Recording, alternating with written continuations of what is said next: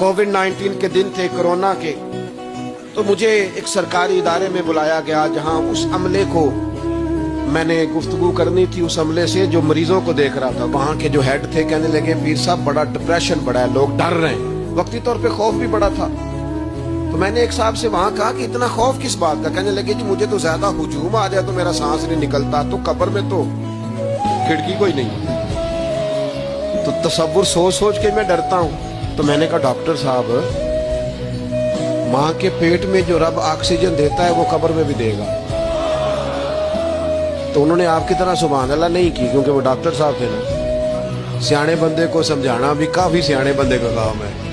वो कहने लगे जी हजरत साहब, वो तो मां सांस लेती है तो वो बच्चे को जाता है, वो ऑक्सीजन मां के सांस की बुनियाद पे मिलती है, तो कब्र में वो कैसे होगा? मैंने कहा चलो ठीक है डॉक्टर साहब, आपकी ये दलील भी मान लेते हैं।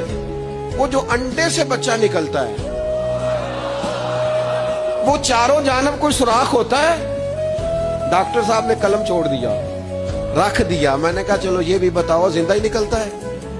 कहने लगे बिल्कुल। तो मैंने कहा सोना भी निकलता है? कहने लगे बड़ा ही प्यारा होता है। मैंने कहा इंशाअल्लाह जब हम कब्रों से निकलेंगे, मुस्तफा का सदका, यौम नहशुरुल मुत्तकीना इलर रहमान वफ्दा, रब कहता है तुम जब निकलोगे ना कब्रों से, मुत्तकी मोमिन जब निकलेंगे तो रब की बारगाह में मेहमान बनाकर पेश किए जाएंगे।